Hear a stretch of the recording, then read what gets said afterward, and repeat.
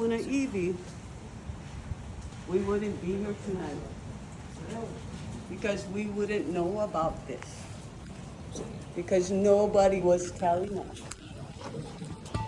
Okay? And I have to leave my house to find out information. Okay? And Pule kako. E o mai kai ke mai luna mai e. O na mea unga noi au. O na mele. E o mai. E o mai. E o mai. E o mai kai ke mai luna mai e. O na mea unga noi au. O na mele. E o mai. E o mai. E o mai. E o mai kai ke mai luna mai e. O na mea una noi au. O na mele. E o mai. E o mai. E o mai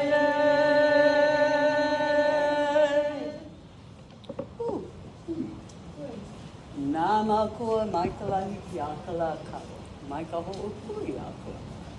Nama koa yakahina koa yakahina. Yaka kaui kalani. O ki hai kalani oe kalani nui kalani taho. Yaka pula pula a o hallelujah. E malama o kaui a mako. Nui kalani. Tau punoa. Nui hai ano o hava. E ho mai kai ke, ho mai kai kai ka, e ho mai kaka mai, e ho mai mapopo pono, e ho mai ka ike pāpai. E ho mai. O ke ako a mana loa o oa I kamana o I o kamana o langa a me ke aloha pau. E malama o I a ma. O, mahalo nui. Lord. E ho'opo mai kai oi. E mako. Yeah. Te hele aku I ka hau. Aloha e hie. Aloha e hie. Aloha e hie. Okay, I love this. Captive audience. Okay, so I have to thank Aunty Kuanani Rogers, first off, for having their consultant, cultural consultant, contact me from Kaua'i Consulting. And her thing was she's doing a cultural study and she wanted to do one-on-one interviews. Now that's dangerous. Oh, but there are going to be videos. So I told her, okay, send me the information. Let me see what it is. I called her back immediately. And I said, you know, AT&T, they need to go back to the records and check because we stopped the 4G tower that was supposed to be on that little mauna over there. And now they want to put a 5G tower in our community, right off the highway, right next to Jonny Sargent, right next to Johnny Sargent and his family. in the middle of the pasture where they have cows that people eat the meat. I was trying to count the houses going down this way because I think it's only about, my house is 15 houses away if you just go down the highway. 15 houses away. And it's surprising to me that AT&T didn't let their consultants know about this meeting with us, the community, so that they could be here also. And we can get the information from them, what they want, because you know what? We got too much of you newbies inside this area. And they always seem to find the yays, and they don't use the nays. So I was on Oahu, and they were having a meeting to discuss whether to continue with their plans. Well, I was on Oahu, so I figured, where's this meeting? What time is it? And I'll like come. But no, it was a private meeting. They told her, well, let them know that our community is not for this. And our community will not allow this. You guys better back me up because I don't want to be the only person standing out.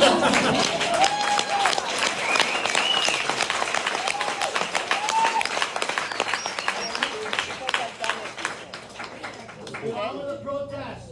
Let's get on with it. We gotta protest this shit. So,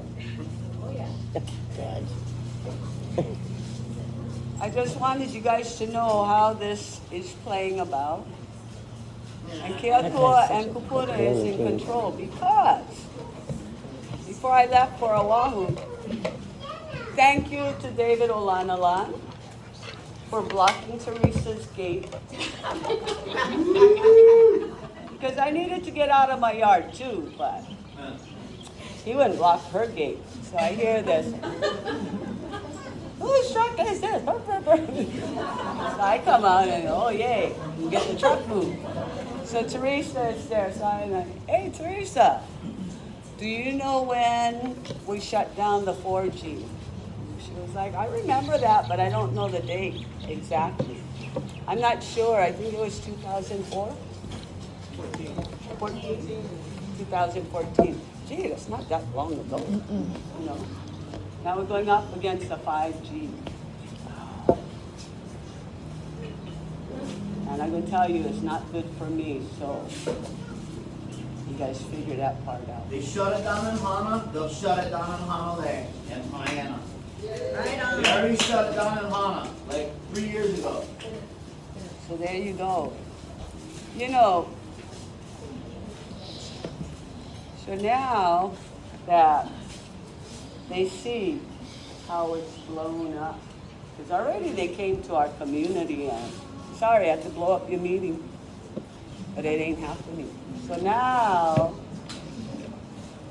oh, Rada needs help. So he's calling for the rescue people to come and back him up. But you know what?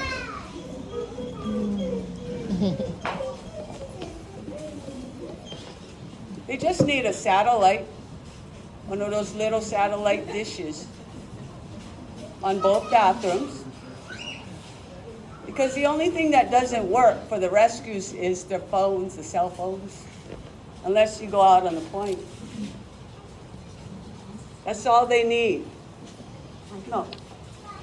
That's all they need, and that's save money. I come with solutions. We still have a hard wire here. You know, the Spectrum CEO moved down the road. They wouldn't put all new Spectrum wires. Why can't you run a hard line? There's a telephone pole right there, and it used to have a phone. Auntie, could we Hardwire it. This is suggestions. I'm just going to talk now because everybody else needs to talk. These are suggestions. Less money, They all got the GPS. That's how they do the rescues. Been doing rescues for how many years? Oh, but people need to be held accountable. But you forgot to come to our community and talk to us first. You cannot go to the governor and ask for funding.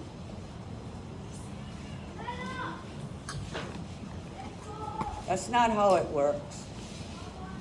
And then now you got the funding, you're going to shove it down our throats. No, that's not how it works. I'm sorry. And the person that owns that property, it's a TNK, it's a residential property. Why is it being used for commercial use? Once you get paid every month to pay your mortgage because your family doesn't want to live here, you never come talk to us. So guess what? You're not part of our community. And guess what?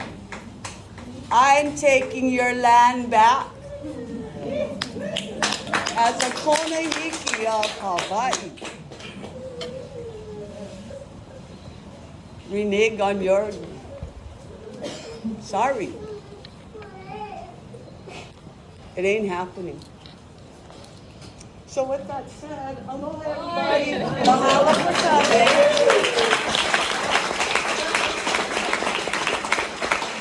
I hope I didn't offend anybody. You did great, Aunty. Because that's not my thing. But if everybody knows me, I'm going to say it straight out. Everybody soak it in and do what's right. I'm not benefiting off of this, but do what's right for the community. And I'm going to tell you right now, no matter what you say, what you plan, how you're going to do it, it ain't happening.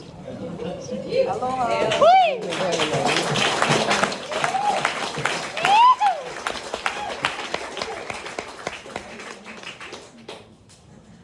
I always get the hook.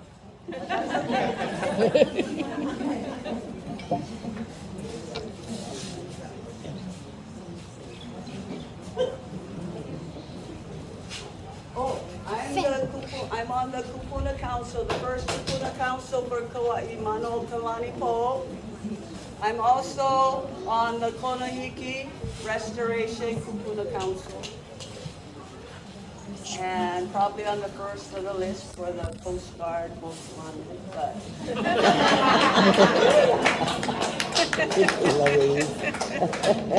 Thank you, Louise. So I'd like to introduce Johanna Ventura. She's a professional facilitator. I'd like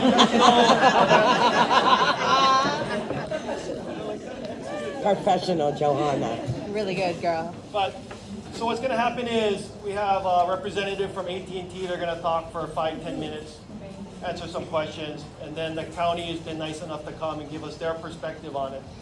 And I want to remind everybody, this isn't the county's project. I mean, they did not pick this location, right? So that was AT&T. And then it's going to be to address the initial community concerns. We have Terry Tico, who's been doing a lot of research on this. So she's going to address the initial concerns that occurred to her in her research. And then we're going to open it up for community questions and answers and concerns. So, take it away, Johanna. Could we have the What's that? speaker on that side of the room? Son. No, there's nothing scheduled after this. So, in 2014, most of you were here. And we had a community meeting very similar, and AT&T realized that, they didn't want a big community fight. The site wasn't that important to them, right? And so we'll just have to see what happens. But there's nothing scheduled after this. They have not applied for permits yet. This is still the initial phase of exploration. Woo. Aloha kako. I want to thank you all for being here. For most of today, what I was thinking about was a different meeting, a meeting that happened after the 2018 floods in this building. That was a challenging evening, and I'm really hoping that we can do better this time. I want to especially thank the Hanalei, Tuhaena, and all the Ahupa in between Community Association Board. There's some new board members. If you're a board member, could you raise your hand? And could we all just give them a round?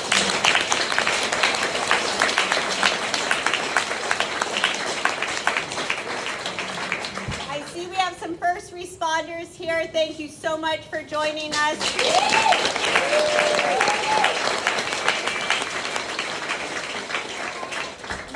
I think the last time I saw you, you were putting a resident sticker on my car. Thank you so much for being here.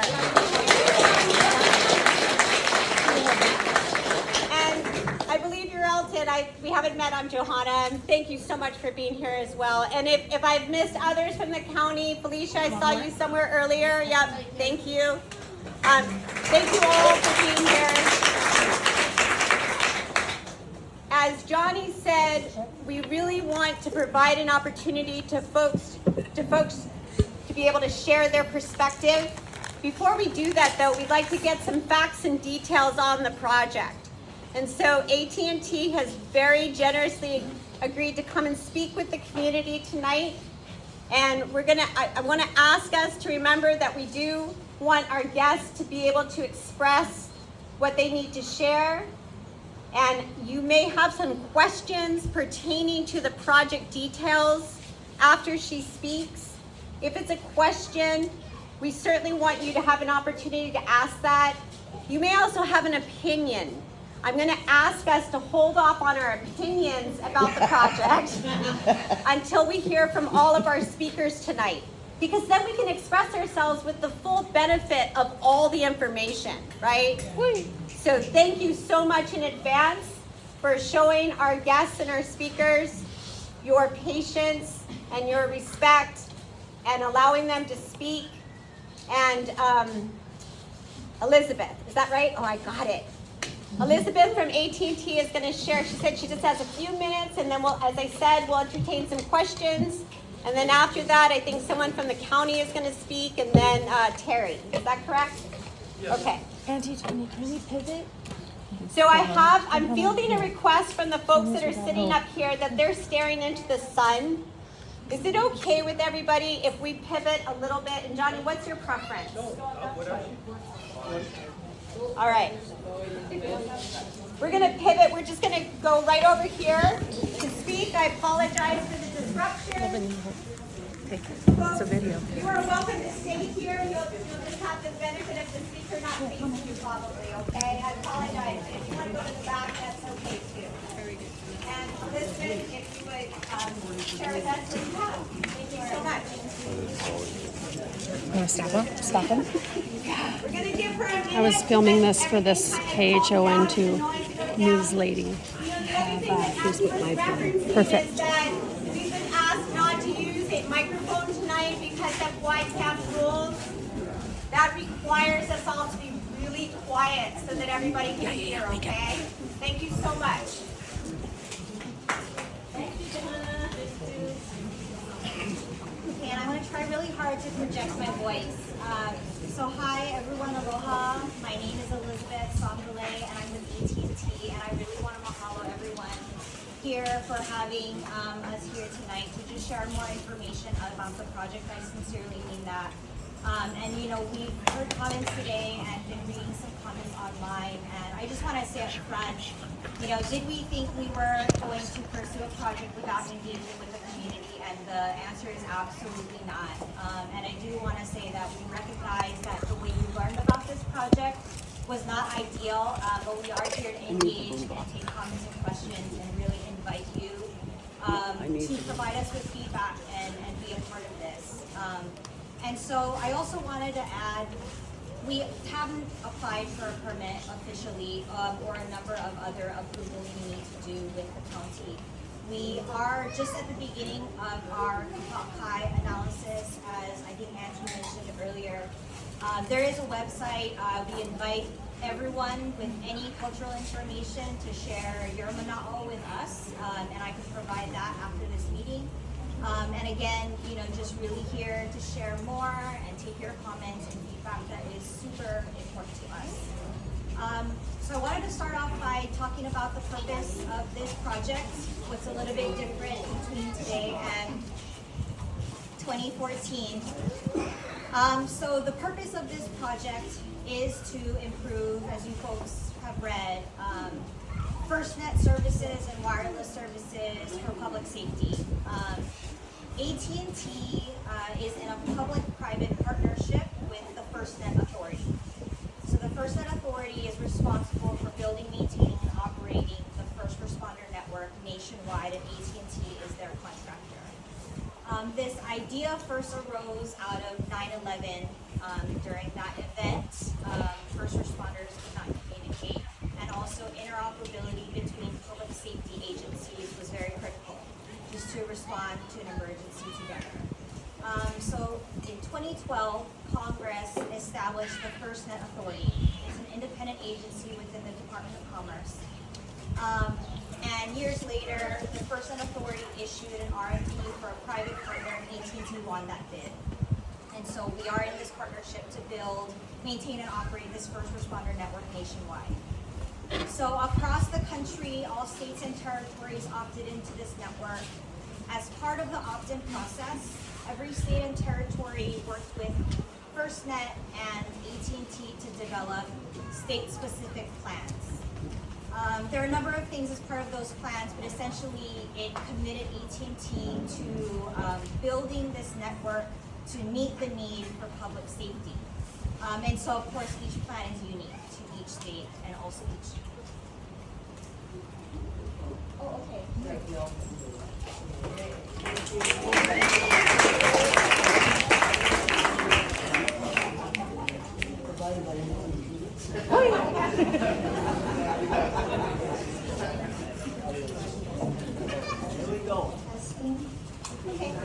Can everyone hear? Could everyone hear from the beginning, or should I start again? Okay.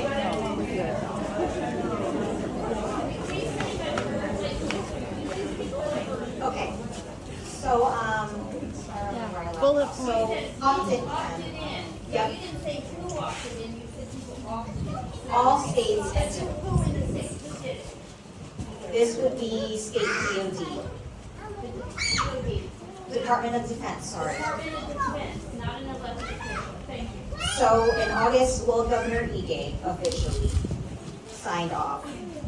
The State Department of Defense is our lead agency for FirstNet, for our FirstNet services. So this is a federal mandate, I want to say that.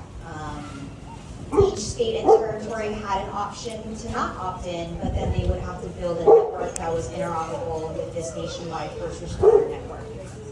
In the end, every state and territory opted in, and then we worked with the state of Hawaii, as we did with all states, to create a state plan. And so in the state plan, as was the case across the nation, specific areas were identified as areas critical for FirstNet services, and Ha'ena and Ke'e Beach was one of those areas that were identified and part of the state plan.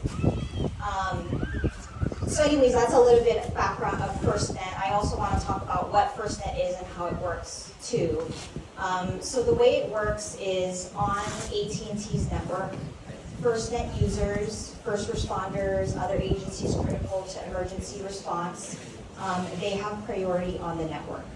So what that means is when there's a lot of congestion, which typically does happen during emergency events, power outages, where we have a hard time texting, making a call, public safety will have priority on the network. They will experience no delays in their communication. So that's how FirstNet works. And that is why it is important for us to understand the areas where these services are critical. In addition to building out the FirstNet network, there is also the need to reliably call 911, which has also been it pressed upon us, especially in rural areas where there are a number of emergency events. So that's pretty much FirstNet in a nutshell and how really this project came about here. So a couple of things about the project that I also wanted to share. I know in a Civil Beat article, they referenced the site as 125 feet. I do want to clarify that we are proposing a 95-foot tower. About a year ago, we did drop plans for a 125-foot site, but determined that, with the coverage objective being part of the Kaua'i Beach, 90 feet, 95 with monopine branches would be the minimum height. I have to ask, I'm surprised to hear that this is even an AT&T project. And I was wondering, like, at what point in the person who purchased the residential lot did AT&T become involved with it? Did AT&T reach out to the person who purchased the lot? Was there already communication about that? I mean, I'm shocked to hear that it's an AT&T project, actually. So the next thing I was going to go over was how sites are selected. So maybe I'll answer your question there, if that's okay. Possibly, yeah. Okay. Before you go there, let me get it clear. So we're thinking, I thought it was 25 feet. Then it went to 125 feet, and now you're saying what? 95. 95 minimum, Auntie. 95 feet, and that's supposed to make me feel better. 95, 105, 115. It's a 9-story building. Even mine is 30 feet, and it's supposed to make me feel better. I just wanted to clear up, so everybody, you got the measurements. Okay. So I want to ask your patience in allowing Elizabeth to get through the things that she came ready to share. She assured us that she only really had about 10 minutes of talking to do, and then we'll see if there's other questions that you are hoping that she can answer, okay? Thank you. Okay, so finding the location, when we have a coverage objective, the hardest part is siting. It's often location specific, and figuring out really the best way to meet the coverage in a way that works best for the area we are trying to serve. I will say the first thing we do is we do look for opportunities for location, going on top of buildings, etc. As you folks know, this area, there aren't many locations for a wireless facility. Also, you have a lot of high-risk flood zone, conservation land. Topographically, it is difficult to make a site work and reach around Kaua'i and then all of Ha'ena. And so ultimately, the location we found was due to just kind of looking around, and where the specific location we selected for the site is outside of the high-risk flood zone, Malka of the highway. We plan to set it back 100 feet among trees, plan to come up with a landscaping plan and disguise the site as a pine tree. The hope here was really to do everything we could to mitigate visual and other impacts. So obviously not having it in the flood zone where the site could get flooded, or in the coastal view, really just putting it back Malka and disguising it and doing what we could to mitigate visual impact, which is also why we decided to lower the height about 30 feet. But again, with Kaua'i Beach being part of the coverage objective, that was the minimum we could reach. So it being set back, that is the height we needed to reach the area. The other thing I wanted to add is, we read comments about noise. So there is going to be a power generator proposed to go with the site that is required for all of our FirstNet committed sites because it is for public safety. So in the case of an outage, the generator could kick in and you could have continued service for some time. So during, when the power generator is not on, the site is virtually silent. There is only some noise when the generator has to kick in, and the noise is minimal. And we do plan on enclosing it, putting landscape around that to further buffer any noise there. Let's see. So I also wanted to address safety really quick. I do know that there are some radio frequency concerns, structural concerns, and I do want to share that we take structural integrity of our sites very seriously, also with regard to radio frequency exposures. We do take serious complying with FCC RF guidelines with every single permit application, and this one won't be any different. We do run a third-party radio frequency report and submit it to demonstrate that this site, when built, will be in compliance with the site. So, also, I'm sorry, the last thing I want to share is just on process. So as I mentioned at the beginning, we are at the beginning of our Kaua'i analysis, and so quite some time away from being able to submit a conditional use permit application. And we are in the middle of collecting information. We do have a website where you're welcome to fill out a form, and please, welcome all of your input. And again, maybe Jonny, could I provide that website to you over email to share? But if folks do have a pen, it's pcsi.com/. Just stay right here. You don't need to go on the website. Right? Everyone? You want to go on a website? No. Right, say it right here. You don't want it. Once you go on the don't website, need it. they say this is what's happening. You don't need it. Right here, you want to talk Stop it. Right. So, Stop. Stop it. So I just want to remind everyone. For that question. I just want to remind everyone that we have two other speakers who are going to get a little bit more into process in terms of looking forward. And so I believe that Elizabeth is wrapping up her presentation, and what I'd like to ask right now is, are there questions for Elizabeth? I'll ask my question one more time. Just a No, because it moment. didn't get answered. Oh, I'm sorry. At what point did AT&T make this their project? A person came in and bought a residential lot, and now it's being described as an AT&T project? So the question is, how long has AT&T been involved in the project? When? Two-part. Were When? they involved before this guy bought the lot? Or did they approach him after he bought the lot? Or did he approach Did them? he approach you guys? No. That seems like some information that you should know. Come on, speak up.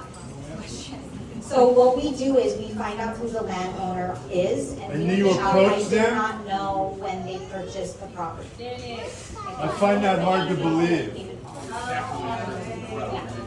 How are they renting? We became involved when, as, part of the percent contract, the state opted in. We've been involved through that entire process. This is a coverage area that was selected, and it is our job to look around and find a location. Okay, on the location, the question is, Okay, so what she's explaining is that AT&T reached out to the landowner. Is that correct? Okay. So sorry. I really want to ask Aunty. County. So, is that allowed? Because that's commercial. No. You know, what's the precedent for even something like this? I just want to nip this thing in the bud because they're telling what they're gonna do, how they're gonna do it. Because federal, you got federal money to support this. You don't need it. Where is your boss? He should be here. Aunty, we're going to ask the county to speak next, and then we'll talk Yeah, about where process. is his boss? He should Okay. be here. So I would like to honor the people who are trying to ask their questions. And Tyson, did you have a question? I have a question. When did you guys ask the community if you can do this here? We need to ask these people, do you guys want this power? Did you guys ever hold a meeting to ask us if we want this thing? Or needed it? No, they didn't. No, they didn't, and I suggested I that, thought that's and what they this still was for, didn't. meeting, so I'm saying no.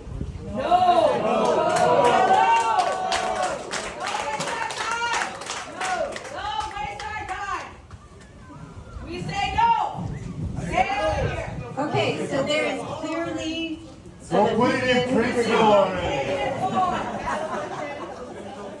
Do you have a question? Okay, go ahead. So you're here because you clearly believe in this project. Can you look everybody here in the eye, you personally, Elizabeth, and say, I would have a 5G tower in my backyard and I would raise my family in a backyard where I had a 5G tower and I feel good about that.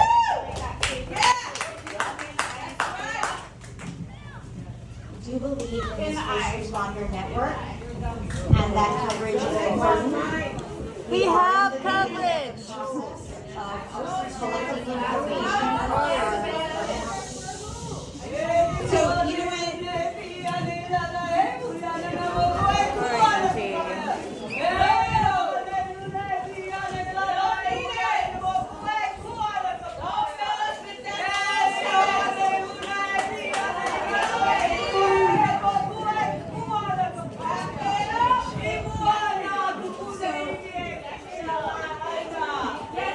We're gonna wait until after you finish. We don't need it.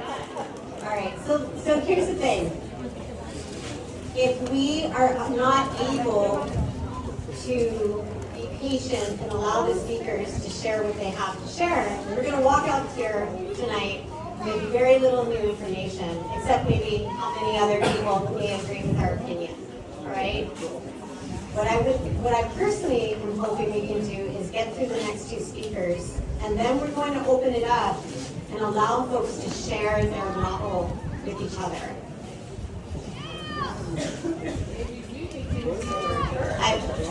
I would like to invite whoever's going to be speaking on behalf of the county. I'm hoping that you can speak to us. Is that you, Mike? Such a brave man.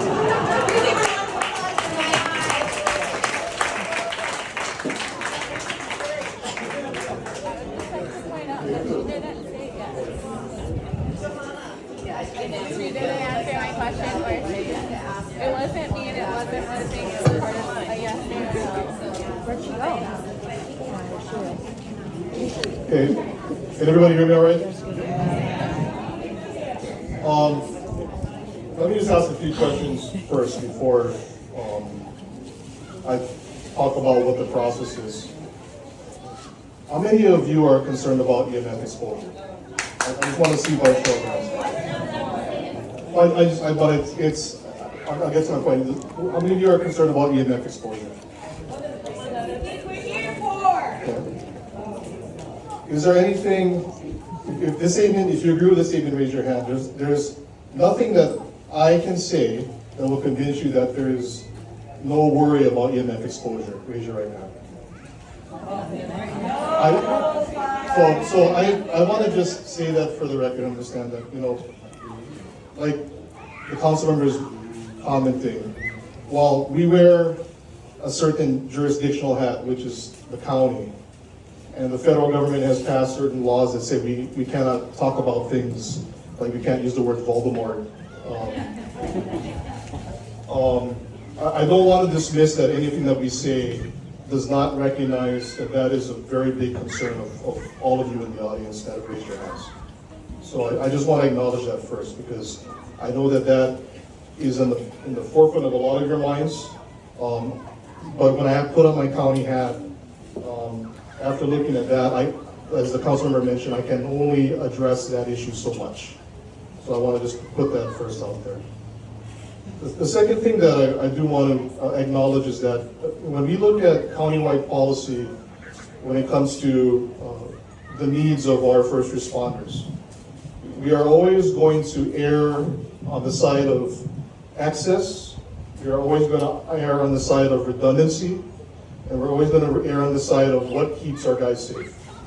That is always going to be the policy, whether you're dealing with a community here in Wainea, in Haena, or out in Kaua'i, that is in the company line from the county, and that we will do whatever we can to first say, if there are resources that can make our first responders that much more capable or that much more safe in what they do, we support that. Now, that being said, when these tools do get placed in specific areas, we then shift our position to, okay, now you have to go through the process. And, I know Councilmember Kaua'i has been familiar with a similar siting process that went through in Kilauea many, many years ago. But there was a question earlier regarding a public hearing. The gentlewoman that raised that question, is she still here? Regarding a public hearing. Let me explain where the public hearing comes in. So, as the AT&T representative mentioned, right now we are in the process of having them do the due diligence. So, because it's a private company and it's a private landowner, it is their responsibility to do their due diligence before coming to the county and making a presentation on why they should be permitted to build what they are going to build. So part of that, as mentioned previously, is a Kaua'i analysis. Are you folks familiar with what a Kaua'i analysis is? Do I need to explain that?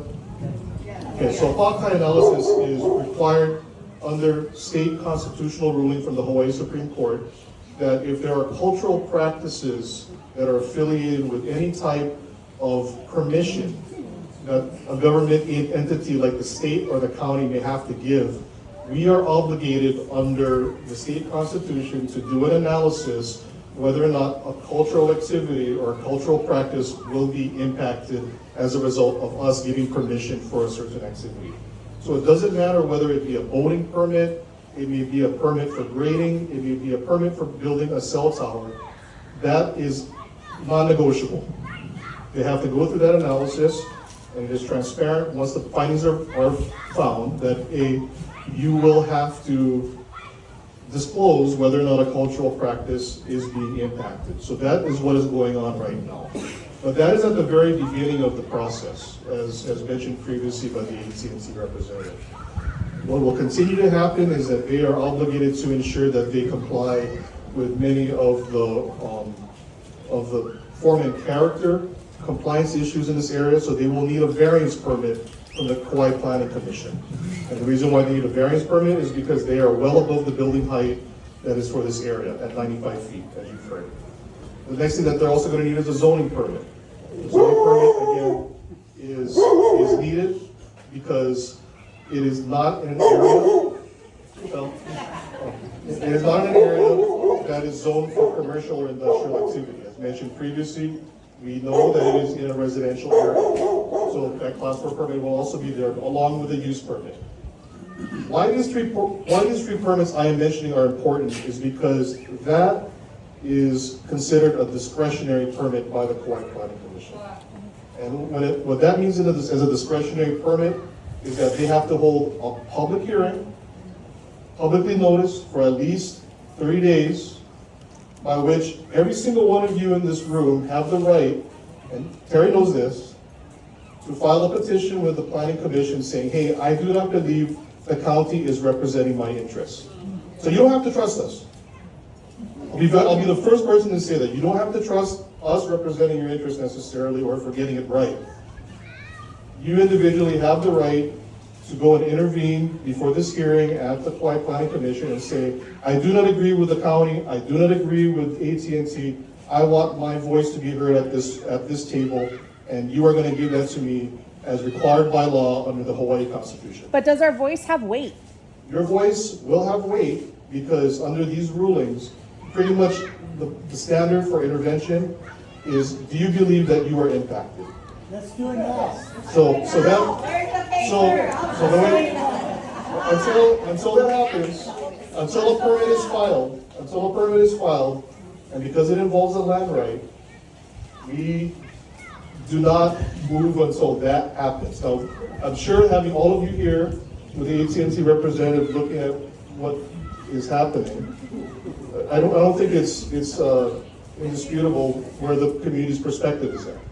But being the county agencies that we are responsible for governing those laws are, we have process. It's due process. And that due process starts with the submittal of an application. So, yes. The thing you said about the first responders giving them the edge, is that what you want them to have the tower so that they have better comms? Is that what that story was about? Well, like anything, there's the broad brush aid. Anything we can do to try to help our first responders do so, that's the first question. But how you do it, where you do it, and how much of it you do the devil is in the details. And so each one of these towers, as they're sited across the island, has to go through this analysis. So the analysis that you're, I guess, alluding to is, does this comport with the form and character of the area? Does this comport with some of the zoning compatibility items with regarding use? So those are the questions that are answered as part of that public hearing. Yes.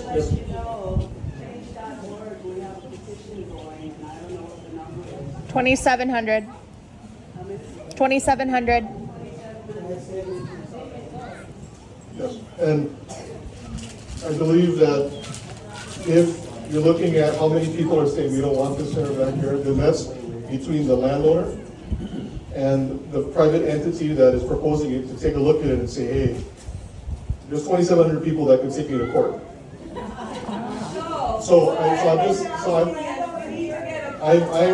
I don't even know what a landowner looks like. So No, they live in Simi Valley. Anyway, so that is what our role is in the overall process. Is that while we do have an interest, as I said, around the whole county to ensure that we do what we can to make sure our first responders have the tools that they need. There is a place-by-place analysis that if it creates impacts and doesn't align with our other policies of land use, compatibility, and those types of things, that weighing process goes before the Kaua'i Planning Commission. Yes, Councilor. So this is probably the last one in the line. How many other new towers of 5G are going up, and do those communities know about it? That's a question for AT&T. I couldn't answer that Is question. she still here? Louise? Yes, ma'am. You were here in one of the biggest catastrophe floods we had, right? Yes. So you're talking with us, communicating with you guys?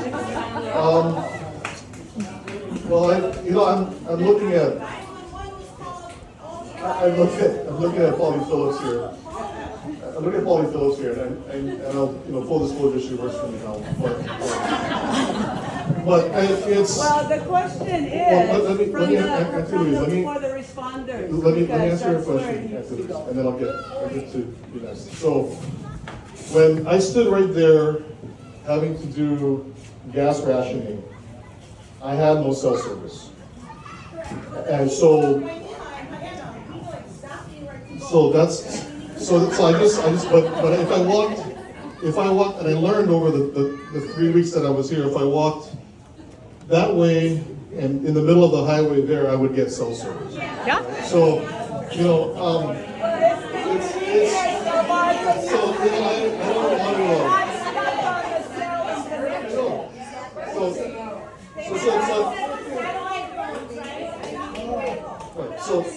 So that's where, when we talk about, again, the broader policy across the island is we're going to do what we can to try to get what we can for our first responders for service. But if it's at the cost of community, compatibility issues, those types of things, then the process for that is first, does the private landowner and the private entity asking for the permit understand the impact they're creating in the community? No. And if they still want to proceed, they have the right to come to us, and then we go through the public hearing process. And we get notice of that when they actually officially So file? by law, everyone that is within 500 feet of that parcel is required to receive a certified letter that an agency hearing has been set and that the permit information is available at this location, and you have the right to intervene if you would like to stop the process.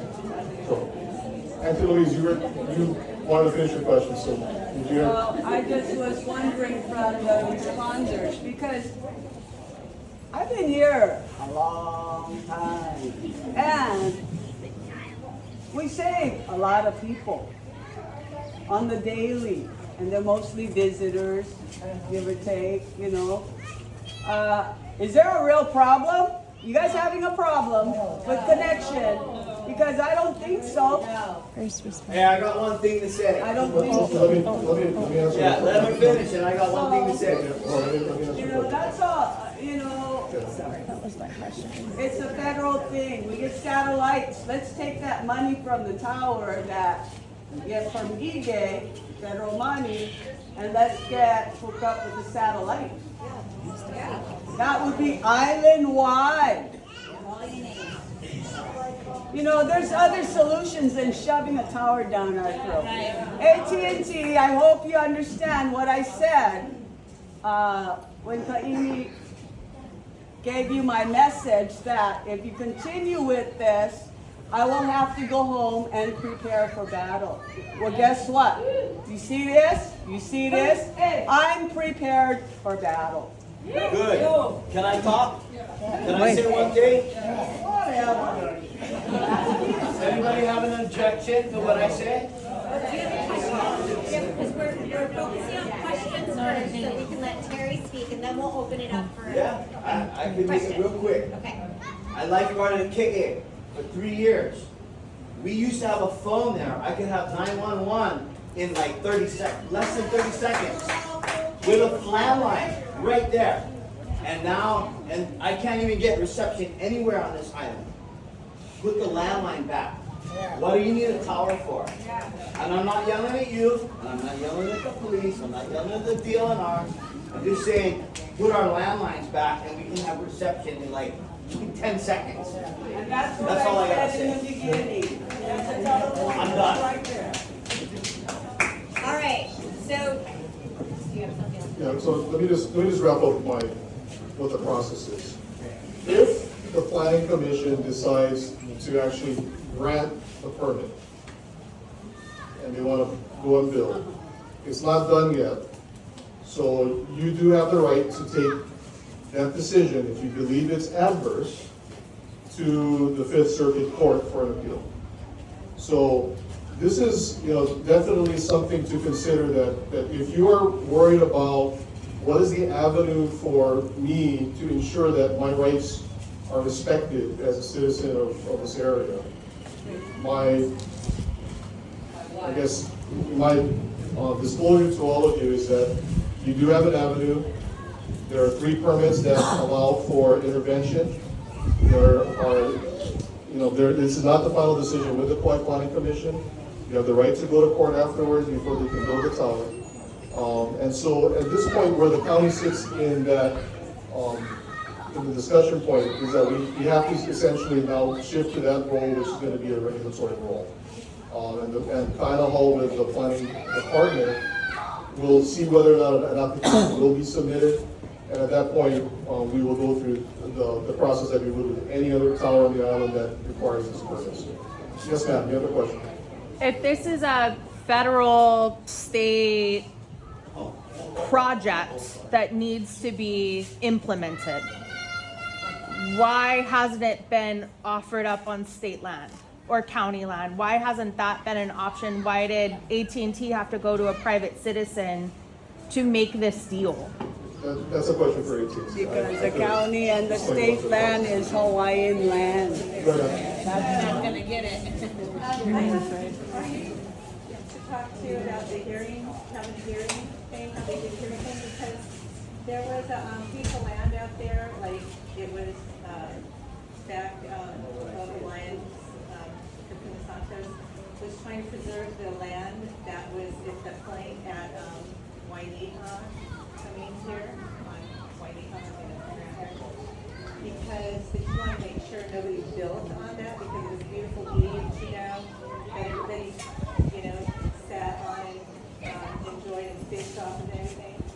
And somehow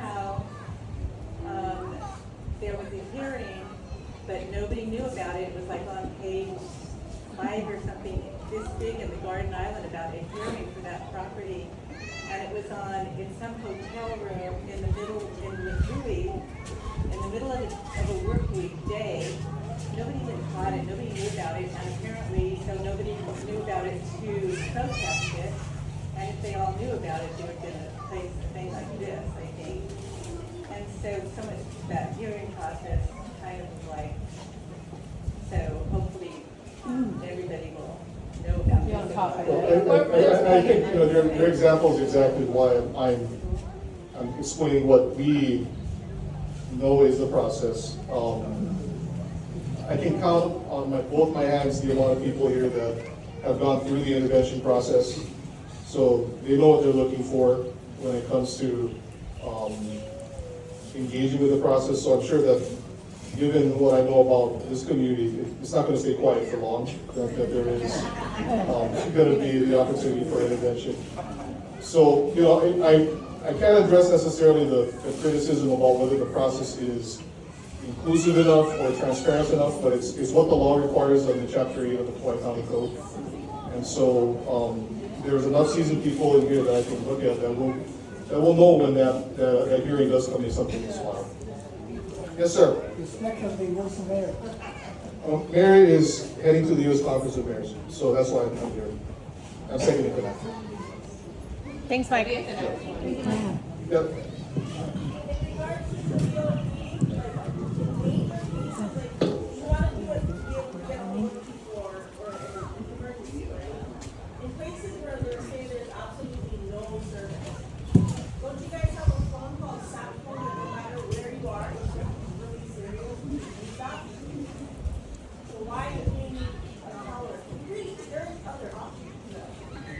There are satellite phones. I'm not going to dispute that. There are satellite phones. How the satellite phones are distributed, integrated into the overall tools that are used by our first responders, it varies. So, they use them in war, so you're right. But how it's deployed within our county realm and how we deal with it from a cost and management standpoint, that is a question that I'd have to get you better answers on. But it's an option. I'm not going to say that that's not an option. Thanks, Mike. Thank you. Yes, sir. You were just quoting Kauai County Code and how the process works. Yes. What does the Kauai County Code say about large telecommunications devices on R4 lots? That is why those permits are triggered. It's a variance permit, so that means you're going outside. Has there ever been one? Has there been variance permits that are issued? There have been various permits that have been issued in the past for cell towers in certain areas. In R4, R5 lots? I believe even in open areas also. So, I don't want to... conservation land? If it's in conservation land, that is under the jurisdiction of the Board of Land and Natural Resources, which is a state agency. So that hearing is conducted in Honolulu, not here. In other neighborhoods around the island, how close are these towers? That's a question for AT&T. I don't have a running inventory in my mind of where exactly all of these towers are. Are they still here to answer any more questions? Yes, they are. So. Mike, is there a rule in the county has about how far they have to get away from the radiation, has to get away from? And that's the tricky question, right? Because that phrase radiation, as much as I understand that is probably numero uno concern amongst many of you here is exposure. Because the county is at the bottom of the feeding chain when it comes to, laws. There's an actual federal code that says that we cannot bring up EMF exposure as a legitimate reason to deny any type of telecommunications structure. Cannot. We cannot. We are banned by federal law. Well, I just want to say that based on that response. Compatibility, look, adjacency, use, those are the tools that are in our realm, and there's a couple lawyers in here that I know how to skin a cat more than one way. So I just want to acknowledge that. But yeah, I hear you. I know that there's a number of cameras here, so if I say that, yeah, we're gonna ban we're gonna ban it based off of radiation, I mean, that's gonna be, number one evidence in lawsuits, so. So speaking of skinning cats, any more process questions for Mike before we ask Terry to speak? I have one last question. Yes, ma'am. In 9/11, the state opted into this first response thing because it was so important that we keep this open and we connected here. Why is it only coming out now, 13, 12, 13 years later? Seems like a lot, if that's what they did, everybody opted in and this was the big black holes, but you couldn't keep people safe up there. It doesn't seem like that has to be the only thing here. Right? There's something else. Military. Well, when you put in new technology or when you implement new things, there's a roll-up period. And, as you folks know living in Hawaii, we tend to get the very tail end of the new things. I mean, I think that we all know that. We're the last guys to, yeah, so I mean, that's why. So 12, 13 years, that's, some people don't want to complain why we're the last to get Chick-fil-A, but that's. 20 years ago, my phone worked better. 20 years ago, Yeah. my TV worked better. Yeah, and I think. Shine the power. If it goes up, it's gonna come down. Mother Nature will take it down. Guaranteed. And I agree. I agree to some sense. I know some people believe that when you have the analog setup, versus the digital setup, that it was a lot better with the analog setup. So people have their opinions. Ma'am, did you have a question?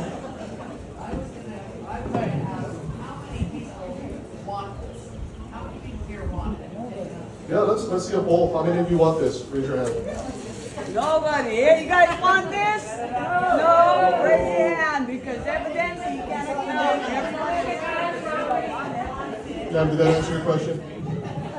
Did that answer your question? Okay. Also, maybe you guys should consider in your due process, what happens if we have a hurricane and that thing falls over onto our community, 90 feet of tower?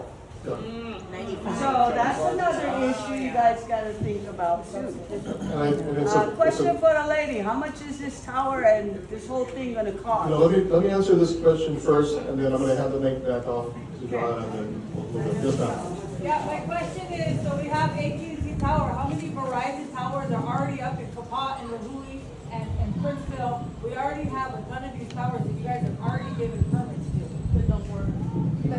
That don't work. Half the time they don't work. Yeah. So, like in certain areas, again, based off of, like for example, when you're driving up this way, if you look at where Hoku Foods is in Kaua'i, you'll notice that building is just littered with cell receivers around that. So there's no additional tower, right? So, towers a lot of times are not the only source of where the cell receivers are placed. Right across from our building at the county, we have the Hawaiian Telecom switchboard. If you look at that building, there are cell antennas all around that building too. So it's not limited to just that tower. But I believe, as the representative mentioned, in certain cases, if there's no hard infrastructure to be able to put those cell receivers, then you're going to see a tower come up. And a lot of times, because of the height and the line of sight, that it will trigger a use permit and a variance permit and those types of permit processes because they go over the zoning requirements. Yes, ma'am. Is this going to be a 4G or a 5G tower? I'll leave that for Do you have a process question for Mike? It's about they're acting like it's good for all this stuff, but what about those towers that blast your ears out and my ears where it is once a month? That's not enough for. it's a good point. We do have civil defense sirens in this area, and co-location is definitely not hasn't really been explored, I think, by the agency, but it could be. It could be. Yes, ma'am. Will you disclose what that property owner is making to have this tower there every month? I can't answer that. I don't know. But if, that's something that, not understanding what the federal laws are regarding these areas, I couldn't say yes or no, so I don't want to mislead you. Any other questions? I have a question. Yes, sir. From a safety perspective, the tower's going to enable people to text and drive on the highway. Is that a benefit if you're driving over to first responders? If the event lost life? You know, it's a good question. I think in the sense that if you provide more area for people to be distracted while they're driving, sure. I mean, I think it's there, but we have laws that say you're not supposed to do that. So, any other questions? Yes, sir. So can I apply for a variance permit to make my residential area a commercial property? Yes, you can, but you have to meet the standard. The standard of what? So when you look at the variance steps, so there's 3 permits. There's a zoning permit, there's a use permit, and then there's a variance permit. So the use permits are for things that have already been identified in the Kaua'i County Code as not being permitted in a zoned district, but you have to go through the process of explaining why you need to do so. Variance means that you are completely outside of any of those entertained uses, and so you need to provide an extraordinary reason to the Kaua'i County Commission why they need to break the code in order for you to put it up. Couldn't just save all the tourists that are heading on the trail they shouldn't be. Well, if that's the reason, then let them defend that reason from the planning commission.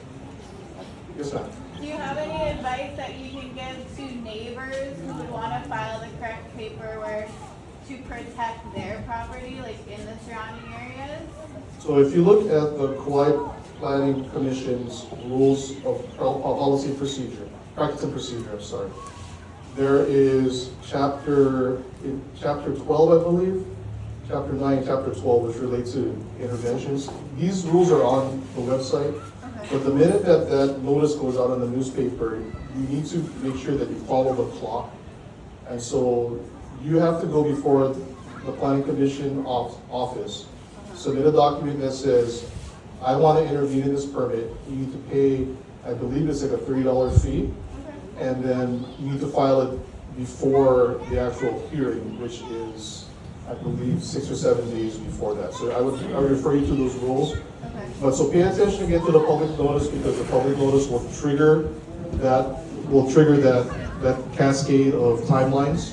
But you have to, before the hearing, submit a letter that says, I live next to this thing, or I live near this thing. I am concerned. I do not believe that the county will represent my interests. Therefore, I want to represent myself in this permit, and I ask for intervention. Thank you. Yes, ma'am. Hi. Okay, I have a lot of documents that I will keep in the county through information practices act request. And one of them was a letter from our planning director, Aunty. This is a year ago. He knew about it. Everybody in the county knew about it. We didn't know a thing about it until a month ago. He told them what permits they needed. He told them specifically that they would require a special management area use permit.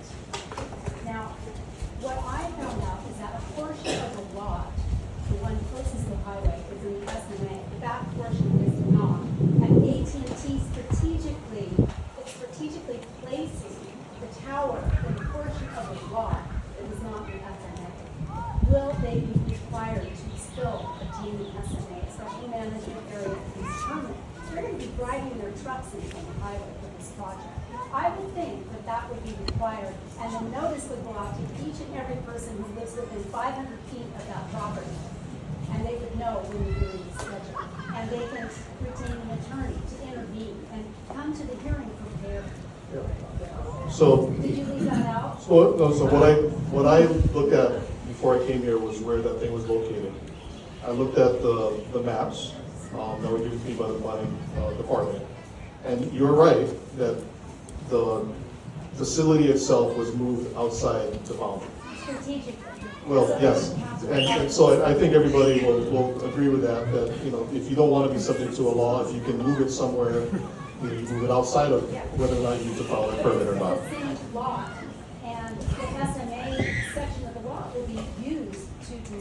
Right, and so and this goes back many Supreme Court case rulings with respect to what is under the jurisdiction of the SMA. Is it the boundary or is it the lot? And what is clear is it's the boundary. So if you have a parcel of land that is bisected by an SMA boundary, what is in is considered under the jurisdiction of Chapter 205A. If it's outside of that boundary, even though it's on the same parcel of record, it is not considered under the jurisdiction of 205A. And that's well-founded Supreme Court precedent. So your current planning director, however, did tell them they would require an SMA. Right. Are you aware of that? I am aware of that, and that is the way that they would require triggering that is they would, if submitted as in form right now. My conversation with Kaua'i before coming down here this evening was that they would require a survey to determine whether or not that facility is or is not within the boundary. As you know that even though we have maps and you have lines, these lines have thickness.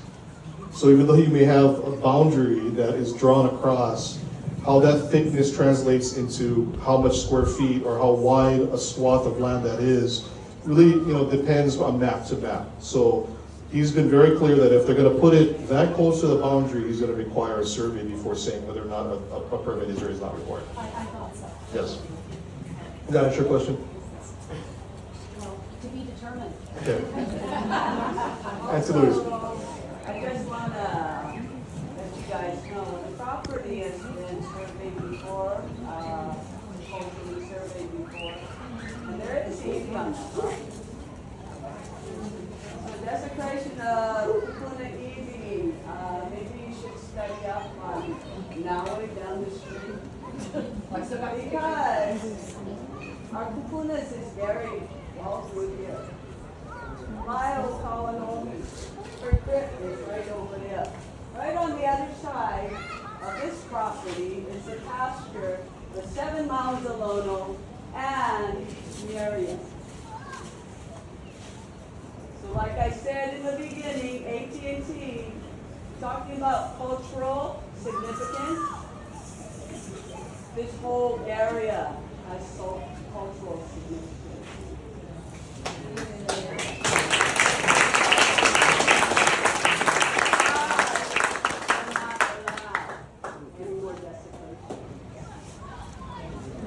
Check out the resilience property. It ain't happening because there's kupuna there. A tsunami, you're in a tsunami zone. So you gotta think of all of this. Where's your tower gonna fall? How deep is that foundation? Are you gonna disturb my community and then maybe have to move them so you guys can do your thing? No, it's not happening. I'm just warning you guys so you can go back and talk to your people and let them know. Because I warned them in the beginning, get this in the bud. Now we're here, and we all, whether we raised our hands or not, are against it. And this is not just our whole community. This is just a little sand granule of our community. Because I look around and my warriors are not here because they busy trying to survive living over here. So please express how our community feels, all of you, go back to your department, and express how our community feels and how it's not going to happen. And we have a lawyer. I know you're a lawyer. She's in the 500s. We have a lawyer. You have the choice of, especially people that live next door, you have a choice of a class action lawsuit because this is all county process. But we have the people process. Okay? So I think we should maybe do that. So just to clarify for everybody, just as Aunty Louise is mentioning, if you are a cultural practitioner in the audience, you have the right to give your Kaua'i testimony as part of the Kaua'i analysis. So as that Kaua'i analysis is going forward, make sure that if you are concerned about your practice, that it may get affected as a consequence of this, make sure that AT&T knows. I think And that's also what I- watch out, because when they call you in and you're gonna give your manao on this thing, it's gonna go under section 106, and then you're agreeing and then blah, blah, blah, okay? So there's all kinds of twists and turns that you gotta be maka'ala and know about these things. Yes, he's right. You can voice yourself. You guys speak up, you better know damn well what the hell you're talking about. Because that's what needs to be said. No newbies, nothing. You guys don't got a voice. Get behind the Hawaiians, because what we do for you guys, for us, is going to benefit all of you. I don't care what color you guys are, how rich you guys are. Okay, so I want to remind everyone that we have a cat skinner who's going to also has been invited to speak. Thank you so much, Mike, for being here. And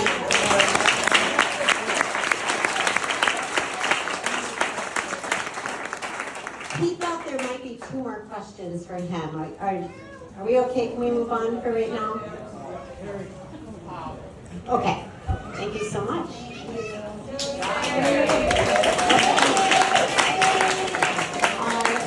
Very brief. I know it's late. Everyone's probably hungry. I am, so I'll keep it short. But I'm Targetico. I just live 3 doors down from YMCA Camp Kaua'i. And I've been doing environmental litigation for 45 years on this island. We fought many battles and we've won. He was for 15 years when he killed the reef at Pule, and we won. We fought him again on the Kaua'i Dam breach, and we won. And I am confident that we can win this battle with AT&T.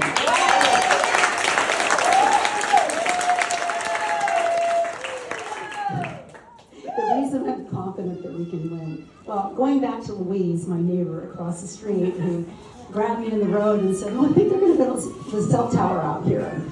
Immediately I'm thinking, oh no, I've never handled a cell tower case. I know nothing about them. So I tracked down the #1 attorney in the United States who has been suing companies like AT&T for over 30 years and winning cases, representing communities just like ours in rural areas and beating them, winning them. It's not easy, but he told me that there are so many legal remedies. We have to get to work and do our research and be prepared. Long before we get notice of this public hearing in front of the Planning Commission.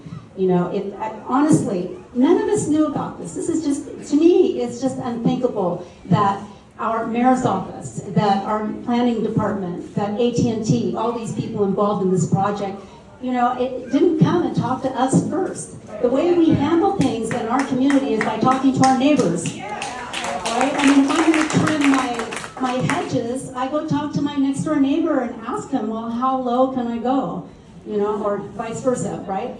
That's just how we do things. And no one told us. So thanks to Louise, you know, getting the heads up and telling me. I got on the phone and made a lot of calls and talked to a man named Andy Campanelli, who has, as I said, he's won many, many of these cases. And he told me some very interesting things on how they win these cases. First of all, I don't know if you're aware of this, but they've proven statistically that when these cell towers go in, the nearby property values decrease by 20 to 30%. Can you imagine that? The value of your property will decrease 20 to 30% if and when the cell tower goes up anywhere. It's not going to go up here, but wherever it goes. Those poor people. So the other thing he said is that they have statistical evidence that these towers topple. So you know, even if it's only going to be 4 times higher than the height limit out here, 95 to 100 feet, it's going to hit the sergeant's house if it falls in their direction. It's going to demolish their house. So it's just the absolute worst place to put it. They also catch on fire. He has statistics showing how often they catch on fire. I mean, I could go on and on. As Mike said, you know, they're going to have to get variances. They want to have a commercial use in a residential property. They have to get a height variance. The proposal, you know, proposed cell tower here in our community is completely inconsistent with our Kaua'i charter, our general plan, our special management area rules, and I still believe they're gonna have to get an SMA use permit regardless of what the county says, or Idaho says. But all of these rules and regulations that we have and laws, they are all intended to preserve and protect the natural resources of our area and the rural character of Kaua'i. The cell tower is so inconsistent for everything that we stand for in this community, and we can beat them. Okay. Sorry, there's one more thing I want to say about the process that Mike, I don't even know if you know about this, Mike. Did you know that under the 1996 Telecommunications Act, that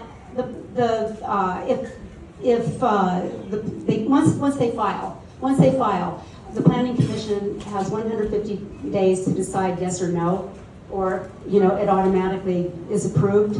Were you aware of that? So we have to be aware of all of these laws, and there's so many deadlines that, usually we have 2 years or longer, 6 years in contract cases, 2 years in negligence cases, 150 days in cell tower cases. We must remain diligent and not let down our guard.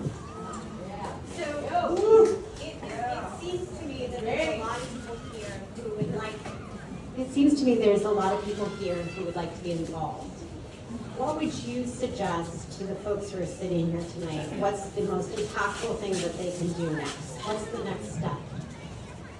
I get asked this question a lot, and I always say write as many letters as you can. Write to our representative, Nadine Nakamura. Write to Josh Green, our governor.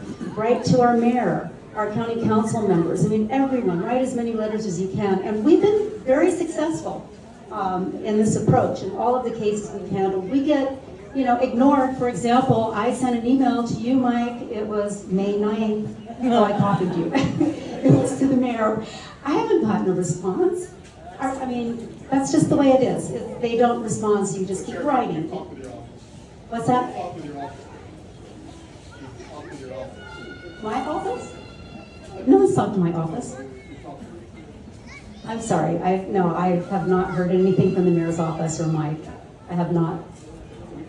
Oh, you're saying that you did talk, that you didn't talk to me. I didn't talk to you. You didn't respond to my email. Not you personally. No one talked to my, I don't have an office. I'm supposed to be retired. No, you didn't. I don't even have a secretary or assistant or any employees. So I don't know who you talked to. You might have talked to my boyfriend. So I highly encourage all of you to just send emails, get letters out. They work. Eventually, if you send 20 of them, they might respond. Okay, any other questions about remedies? That was my Juliana tonight. Yes. Yes, absolutely.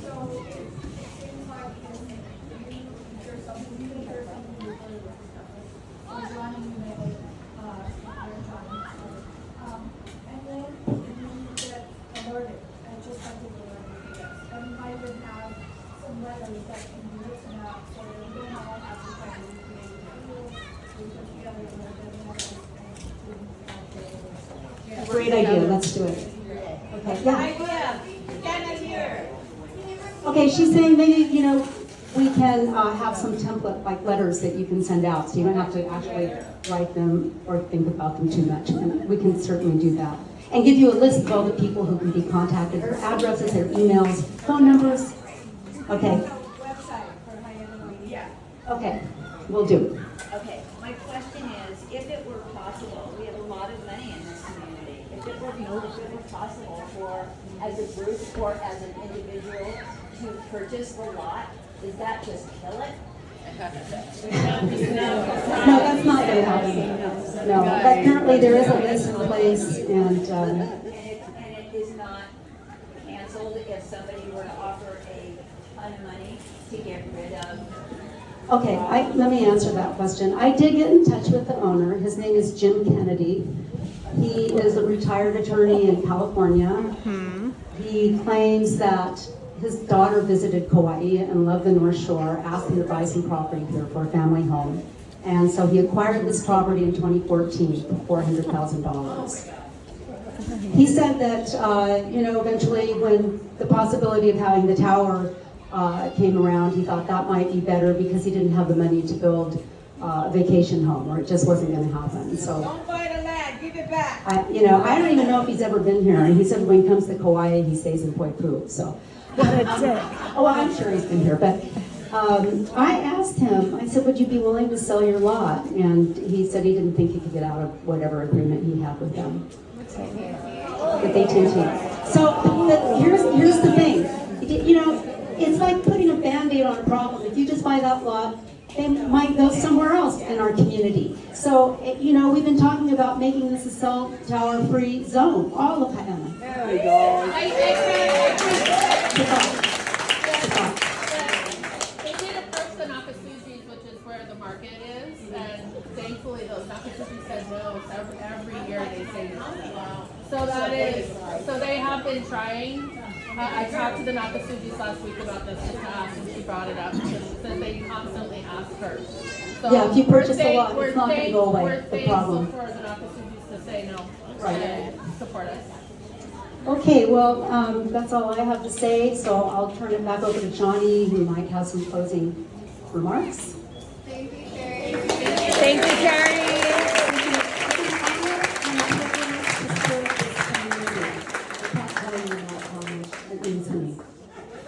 Thank you, Terry. Isn't she amazing? So, I think from here forward, this is a work in progress. Stay in touch with this through the community association, through the Hyanna Wainiha Lumahai Facebook page, and we have to remain diligent. So, anything else, Johanna, on process?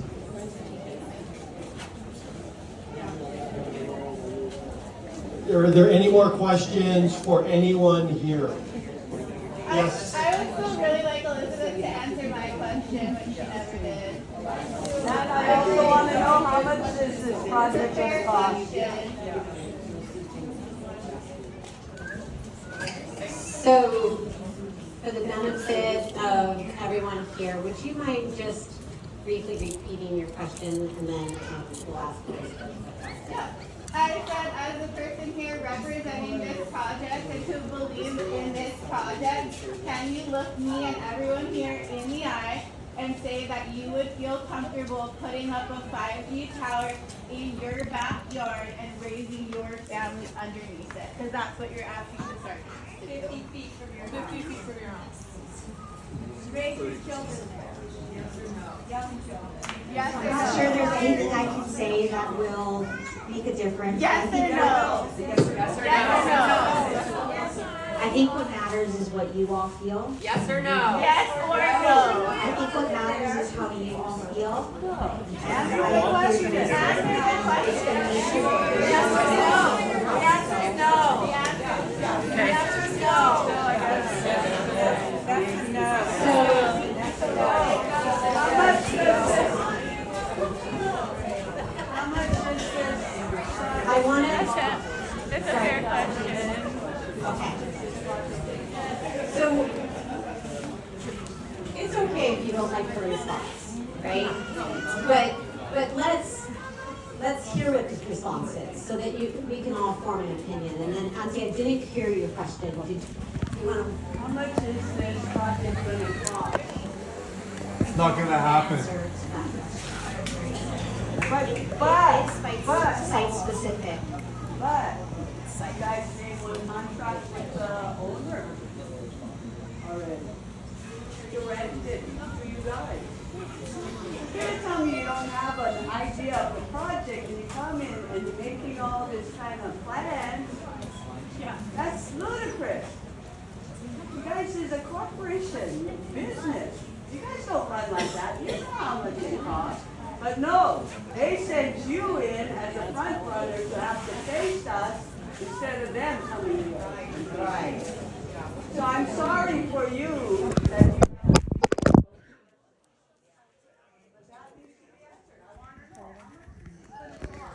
Because in the long run, it's going to cost us our federal dollars. Listen, if you go back to your boss and you tell them what's happening, do you have enough pull for them to say, okay, let's pull out of it? No, she's just going back and report. Go back and share with the team all of the comments. That's all she's doing. She's going back to report.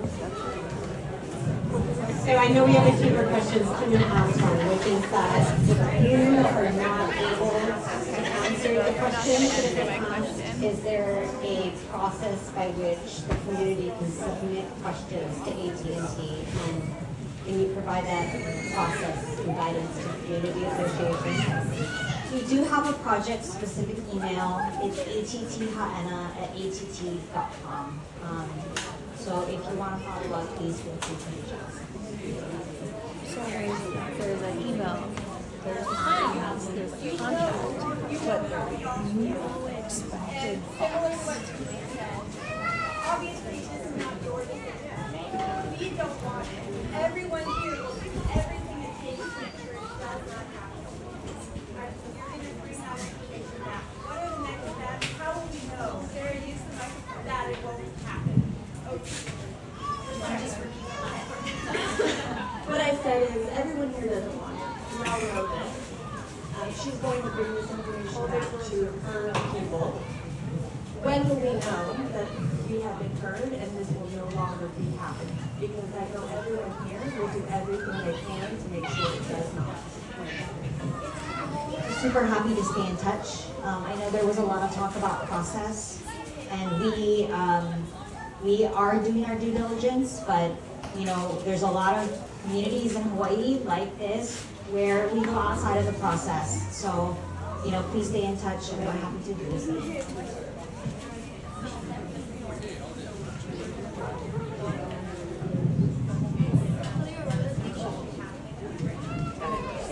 We will stay in touch on next steps. One more question. So what does that mean, go outside of the process? It just means there was a lot of conversation about notice requirements, et cetera, 500 feet.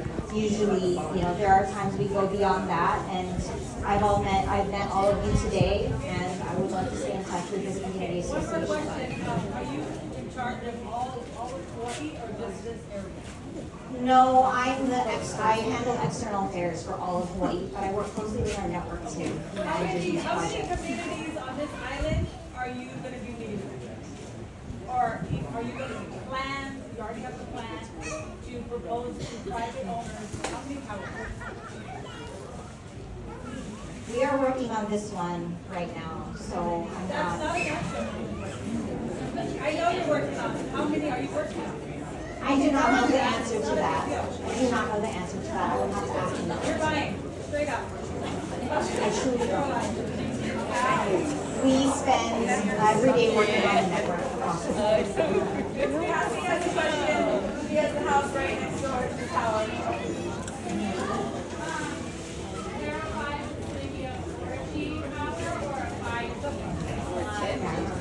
It will be both 4G and 5G. That makes 9. What did Hana do to stop their tower? That maybe we should know what they did. Then you have to research on it and find out. I'm not going to tell you. Be a fool.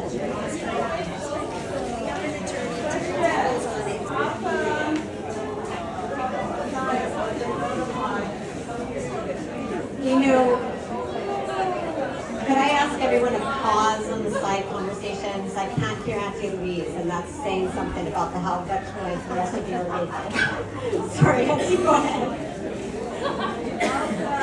I still can't hear her. Please.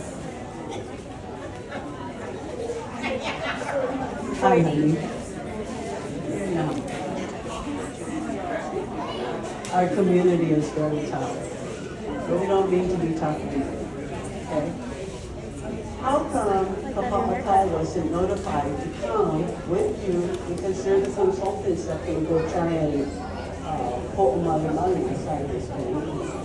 How come they weren't notified and here in this meeting? Because you have two consultants. So I think if we felt like, well, first, we just received this invitation last week, and so we wanted to make sure to be here. And, you know, They are part of the Kaua'i analysis. This is our project. We wanted to come and speak to it. But in any case, I think if we felt like that would have been helpful, knowing that perspective from you, we probably would have brought them, so. Well, it probably wouldn't have been so helpful, but what it would have been was more honest for us to see who this person is. Come in our community and take individual testimony. And my concern is when you take individual testimony, it's not part of Section 106. Section 106 is a whole different area. So we have to remember that when they do their Kaua'i assessment, you guys gotta remember that that's not Section 106, but you put it in the regulations.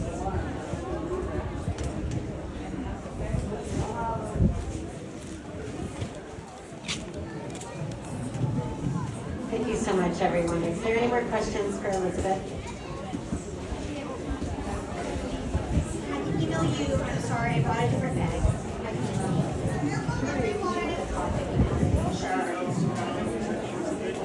So I'm just repeating the project email. It is att.haena@att.com. So att.haena@att.com. That's pretty easy. Thank you so much, everyone, for coming tonight.